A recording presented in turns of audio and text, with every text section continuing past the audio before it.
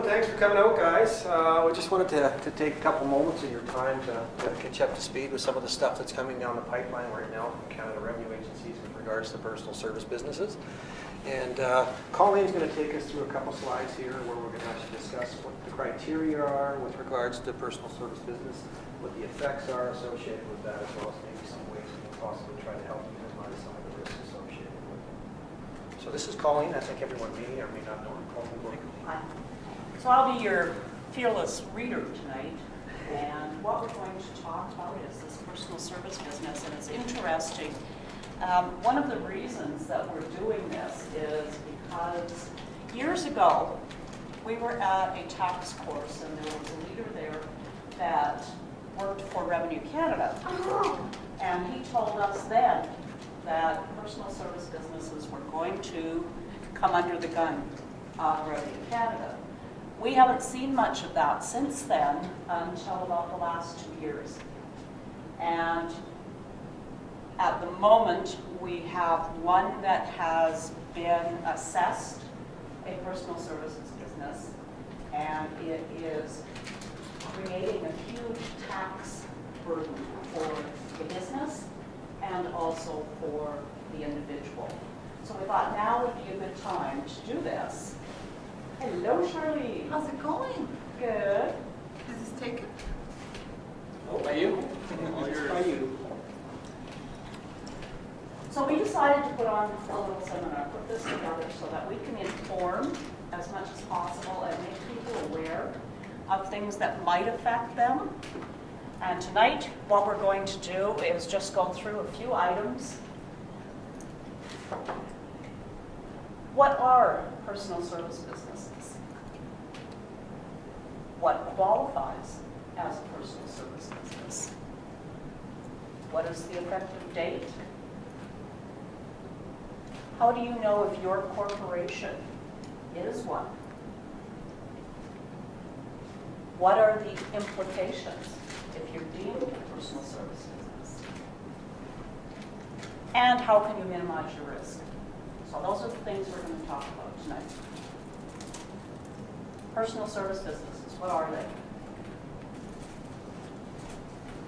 This all started way back in the 1960s. Most of you probably weren't even born then. A fellow by the name of Ralph Sazio was the coach of the Hamilton Tiger Cats. And he decided it would be better for him. He was probably making $5,000 a year at the time, and thought it would be better for him to have a personal or a business, a corporate business, rather than to get paid directly from the Tiger Cats. So he incorporated this business and became an employee of that business. Revenue Canada took exception to that because he was using the low tax rate. And they said, no, you can't do that. So they disallowed him being a corporate individual, corporate entity. He challenged that. Of course, he had a little bit more money than what we have to do that sort of thing, and he won. So they decided that they were going to have to change the rules. We can't have this happening. So they did. They changed the rules, preventing individuals from incorporating themselves to realize the tax benefits of a small business corporation. It is denied the federal small business deduction, which is critical to a corporation, on the first $500,000 of active income, which means that they tax you at higher rates.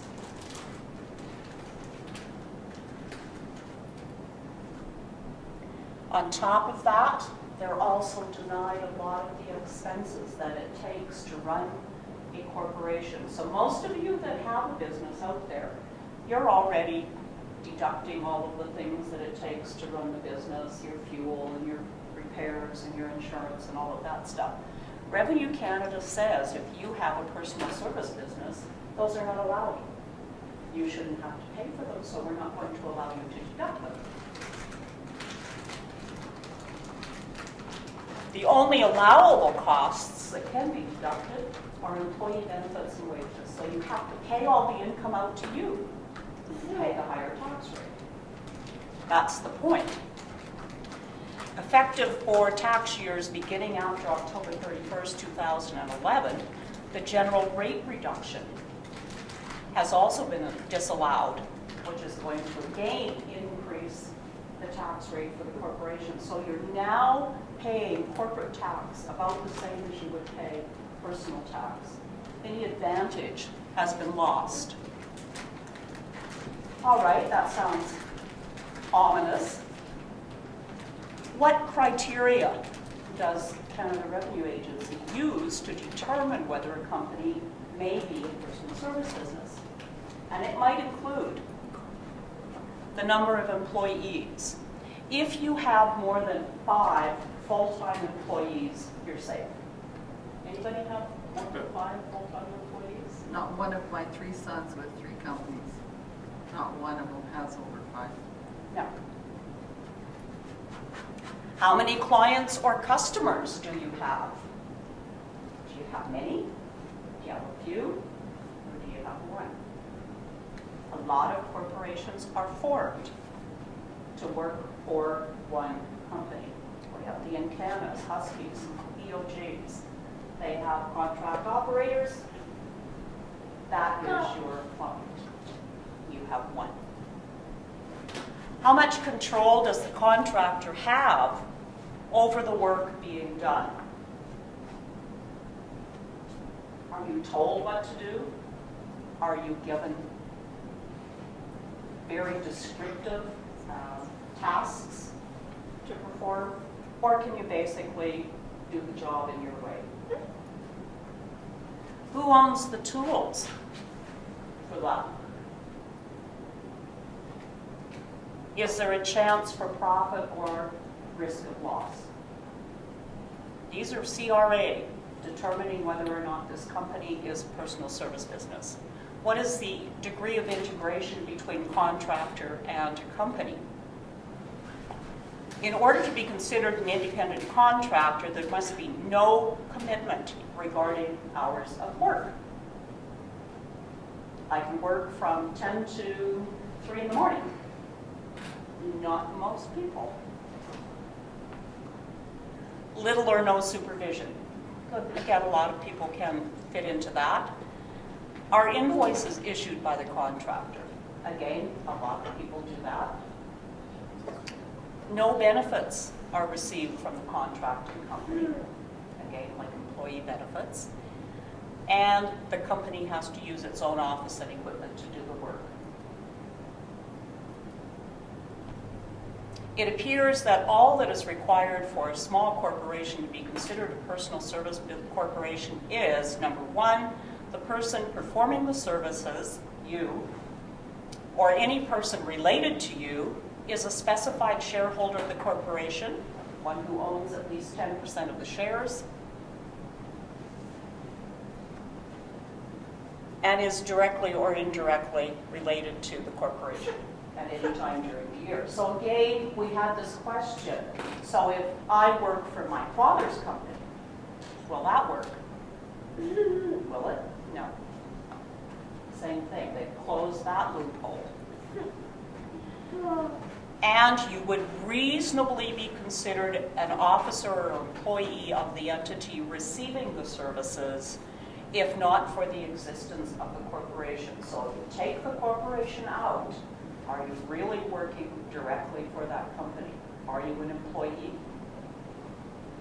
Now, this is hitting a little bit home to me right now. I have a daughter who is working for a safety company. When she went to work for that safety company, number 1, they said, contractor, we're not hiring you. No benefits. You work a shift of so many days. You are paid a daily rate. And you will come and go and be directed by another person. So that was fine. She worked for them for about 6 weeks and all went good. January 1st, they said, oh, by the way, you must incorporate. We don't want you working for us, we want your corporation working for us. We've heard this before. So, she said, I have no choice, I have to. You have to have different workers' compensation. You have to do this, you have to do this. If not for that corporation, she is technically an employee of that company, but they do not pay any benefits, they do not pay her CPP, they do not pay for anything. She is responsible for that. So I said, guess what? You're a personal service business. Everything you earn will be taxed on a personal basis. So again, you're being directed by these companies. And rather than Canada Revenue looking at these companies and saying, quit it, they're getting their little contract. So no matter how much equipment you've got, doesn't matter if you've got $500,000 worth of skidsters, trucks, whatever, if you work for one customer, that's still the case. Could be. It could be. And again, we can't determine that. Canada Revenue is the one that would determine, and who knows what they will use for their criteria. This is what we've seen. These are some of the things that we know, some of the literature that's out there as far as what they're using to determine this. So again, if you have a huge investment and you have a little more control, they might not, but the fact that you work for one company is still pretty hard to get past. With that working for one company though, you know, like for my particular side of things, I work in Canada, Huskies, Novus, like every other day I'm changing. It's just who it's billed to. Like it's one, I invoice one company because it's easier for paperwork rather than billing everybody. Okay. But I still work with it. Yeah. But we might be able to talk about that a little bit more in a minute. No. So this goes back. This isn't necessarily just something that's new and just happening. This obviously goes back to the 60s and 70s where these things were in place. To our knowledge, they weren't pushing it, but they have started pushing it in the last couple of years. Then they come up with this. Effective October 31st, 2011, taking the rate reduction away, is pretty clear that they are targeting this kind of business for specific tax implications. Also, they might decide to reassess multiple years. So they might look at 2010, say, you're a personal service business in 2010. Let's take a look at 2007, 8, and 9, too. And that, again, impacts the company, impacts the individual. How do I know if my corporation is at risk? The issue of whether someone is an incorporated employee is a question of fact and must be reviewed on a case-by-case basis. However, answering yes to the following questions would be indicative of an incorporated employee relationship with a client. Do you have a few clients, or worse, one? So think in your head. If you only have one or two clients, do you carry on duties at that client's office on a regular and continuous basis? Well, is a gas plant and all their locations, that's their physical That's their location. address. Are you there on a daily basis? Does your client provide an office and tools, such as the computer for you to use? Do you have business cards in the name of your client? Does the client pay you on a regular basis without an invoice? Okay, they're getting away from some of this because the clients themselves, the companies themselves, are trying to do better. So they're getting away from some of this, but not always. Well, how else would you get paid if you didn't give them an invoice? They could just pay you. I've seen payroll checks to incorporated businesses where they have paid an invoice on a payroll check. What's in the contract? Your salary would be in the contract, probably. Contracts are good, but they're also liable to be blurred a little bit. So, and they're always skewed in favor of client. Is your name on the client phone directory? Can you phone up one of your companies and get your extension or your name as part of their directory? Would you appear to be an officer or employee of the client to a third party? So if somebody drove onto the site, would you look like you were an employee of that company rather than an independent contractor? Are you paid on an hourly fee basis, irrespective of the time needed to accomplish the task? Again, daily rates are becoming more frequent. They're not paying so much on an hourly basis. Were you hired to perform ongoing services as opposed to completing specific projects? Okay, if you're ongoing, it's like an employee. Are there expected hours of work to be put in each day? We start at 7, we finish at 4. You don't come before, you don't stay later. Must all services be performed by you? Or could you hire someone else to do some of these things? If supplies or equipment are needed to complete a task, are they provided by the client, or do you have to? And will the client absorb any risk should a project go over budget? So again, are you subject to carrying some of that risk? What are the implications if you're deemed a personal service business? No small business deduction. Other deductions limited to remuneration and benefits of an incorporated employee. Wages, benefits, WCB.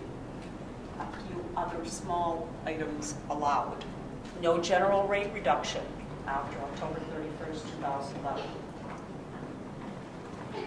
This will result in increased corporation tax payable, and CRA may decide to reassess you. Plus, they can issue gross negligence penalties because you didn't file according to your category. Hopefully that doesn't happen. So, what do we do to minimize this risk?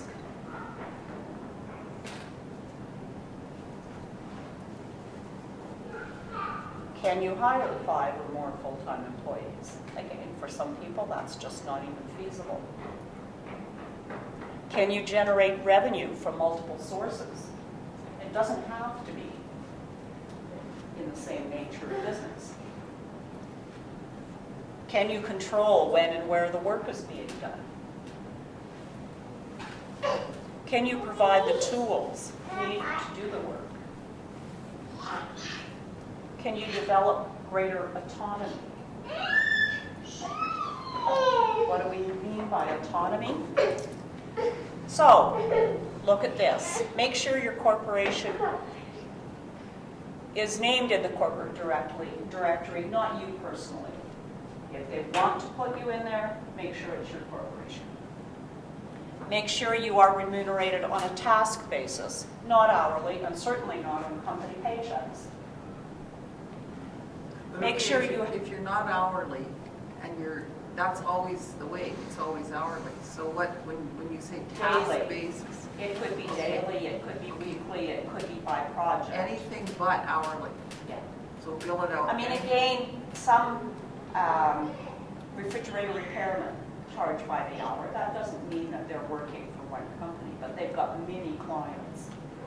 So just because you're getting hourly doesn't necessarily. If you are hiring out equipment and an operator, you would probably charge hourly rates, and you would invoice them. Again, it's just a guideline. And it's not that you're needing to actually meet all of these, it's to get as many of them as possible. So it's not like saying you have to meet every single one of these or you're in trouble. We're saying every one of these that we can help check off helps minimize your risk. So that we want to keep that in mind. Make sure the contract doesn't specify daily hours of work. Again, not everybody can do those things, but you can look it over. Make sure the contract doesn't specify that you have to do the work. I've seen contracts that do specify specifically you are not allowed to have a So subcontractor. could it say your company does that specific work, not you individually? Would that go around that then? So if your contract says your company would perform these tasks instead If of... it says the company must perform the tasks, not you personally, Okay, that's a different thing. If it's you personally, yeah. then you might as well be an employee, right? If you can't direct someone else to do that. But the bottom line is, if, in order to go on the job site, you have to have all these tickets. You have to be on their list. You have to be a preferred whatever the hell. So you're on that list as you inside your company. So it's not like you can hire somebody to go do that. They want you with your tickets there on that day. And I don't know how, I mean, with equipment, you have to go hourly. But I don't know how you get around that. I mean, you And can bill comply. it, your company's at the top of your invoice, right? But on some of those companies, you still physically, I can't even go on the lease to take them lunch. No. That's how crazy it is. Yeah.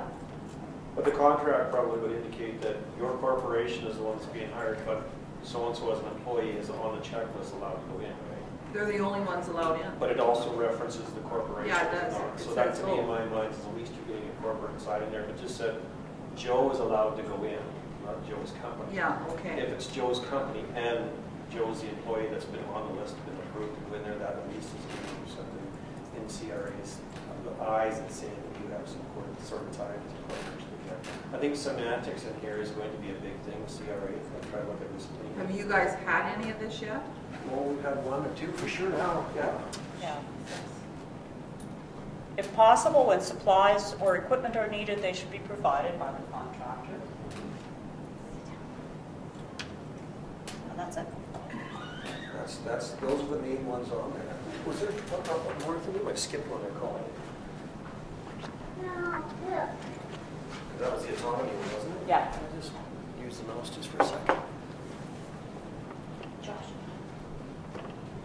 So that must have been, let's see, that was it.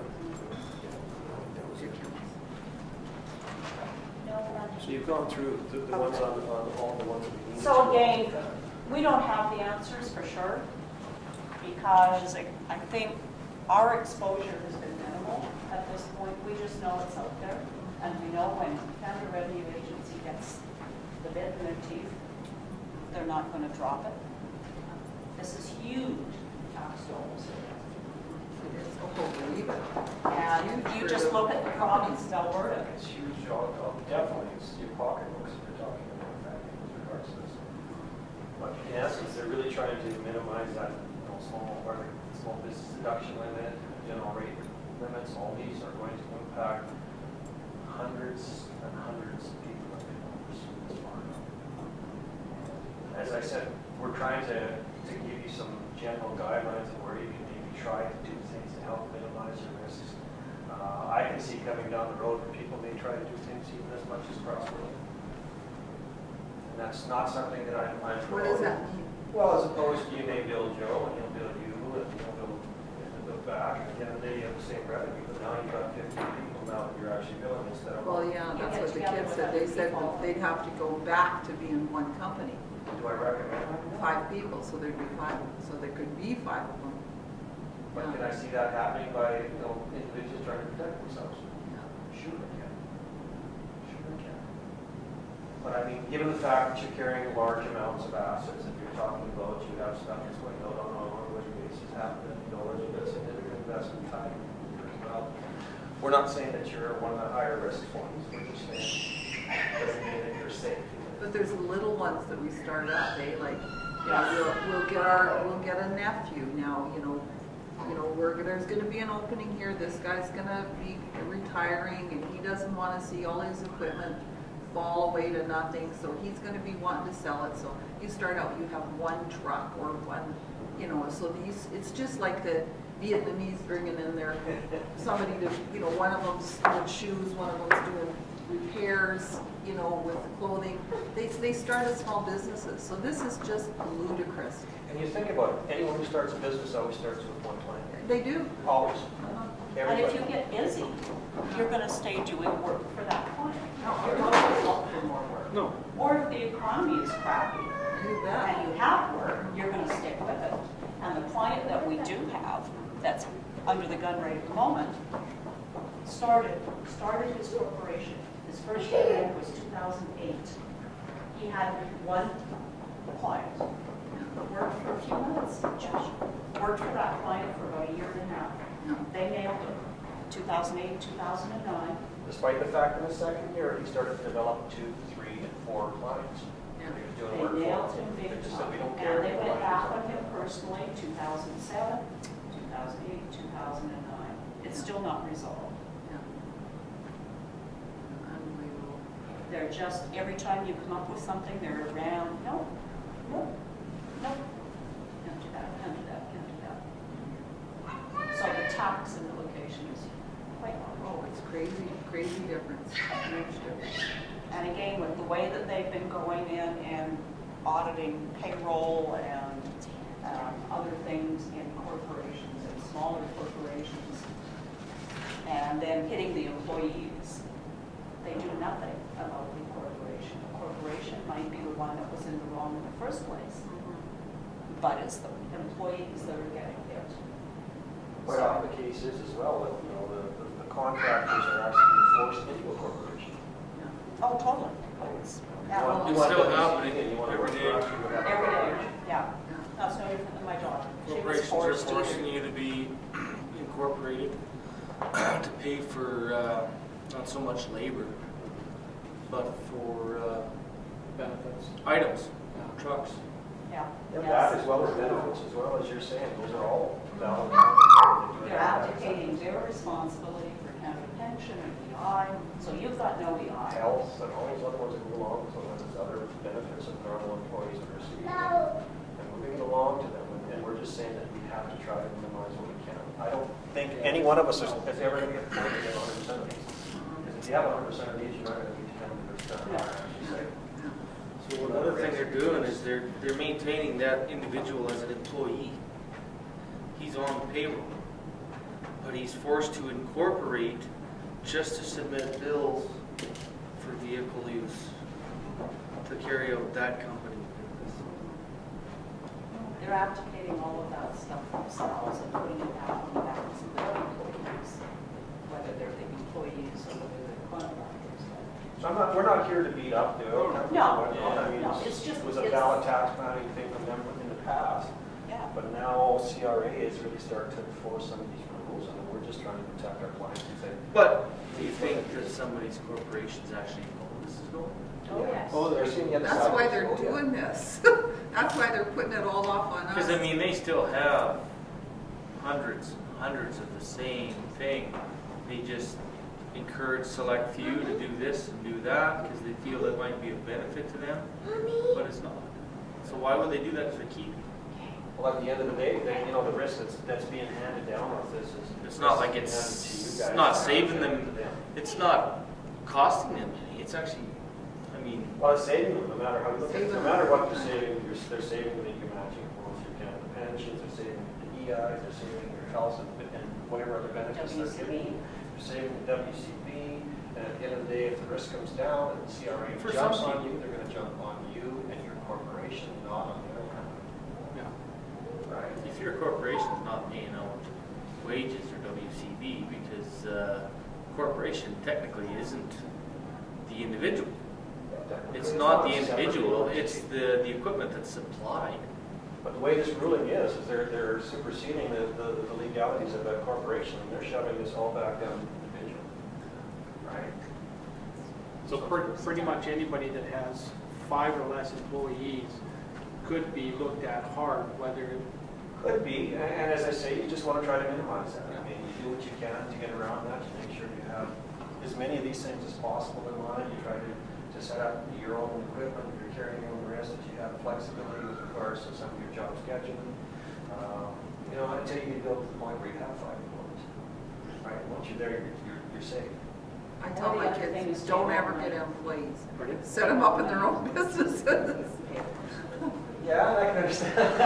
I don't want them to have employees. I want them to have their own business basis, because that's how you grow a company, the country. That's how you grow the country. This is all bullshit. I can argue that. You grow the country, but the country wants their money too. Yeah, but they get their money. Just because they don't get it all, Yeah. every business that you help to go set up another business, they get more, they build more, they just don't get it. It Those drives the bureaucrats do not get that. But it builds huge revenue, because small, you give one woman a goat, she's gonna, you know, empower 10 more women. This is crazy stuff that, you know, it's constant, you know, take from the top. Well, I think we've seen a trend, like, for the last 10 years. It was, everybody's got to be a contract operator of the oil patch. Oh, wait a minute, we don't want you to do that anymore. We want you to come back on as employees.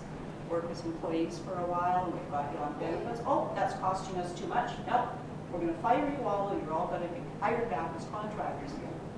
And now it's kind of, we don't really know I've been doing this what we 15 or want. 16 years now, and I've seen this cycle 3 times. Yeah. It's up this way, it's back Yeah. down to Yeah. contractors, back up to employees, it's back down to contractors. They've gone through the cycle many times. And they still don't know where they're going right now. I mean, it's still got up and down. But is this the first time they've ever laid it out on a number of customers and number of You're starting to employees? see this a bit now I've never out there. seen that before. Yeah, and you're starting to see this more in the oil, especially the oil patches, really. Trauma. Yeah. So they're mad because they're not getting their payroll deductions. Well, it's payroll deductions too, but you got to remember, as individuals now, you set up another corporation, you get another $500,000 small business deduction. You get to actually have a deferred tax rate. Corporation can't have because they maximize theirs times 100, right? So then you could have a deferred corporate tax rate, which is one of the things that they're trying to take away. Is they want you back at the higher levels. Corporations pay out their employees and own them. In essence, when you think about what's happening, some of the stuff they're disallowing, these vehicles, the vehicle expenses, if they deem you to be an employee, basically what you're going to do is just sign a declaration of employment conditions, and at the personal level, you're just going to claim the vehicle expense on your personal tax return. Roger. Right? I mean, But that so- has its issues too. it has issues on that If they- side too. So, If they come back at you there.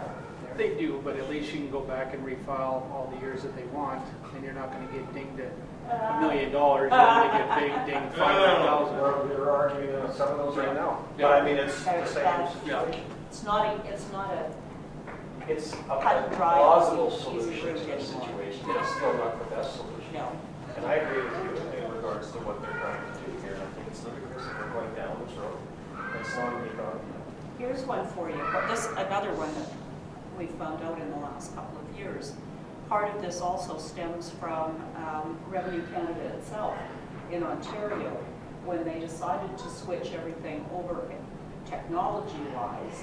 They needed to hire people, IT people, to come into the government and make the changes because they didn't have the expertise or the manpower or anything else to do it. So they wanted to hire all these people. Well, they decided they didn't have enough manpower to do the interviewing and the hiring, so they put it out to a headhunter and said, look, you know, you do it and we'll hire them. You hire them and we'll contract you. So the headhunters said, well, we don't want to be responsible for all these employees, so we'll just have them form corporations and we'll go through that. So that was fine. They did that. They went and they did the technology for the government. And then the government said to them, well, if you're doing this for us because of the sensitive nature of our material, we can't have you working for anyone else. You have to be exclusively working for us while you're doing this. And so you sign contracts and all of that stuff.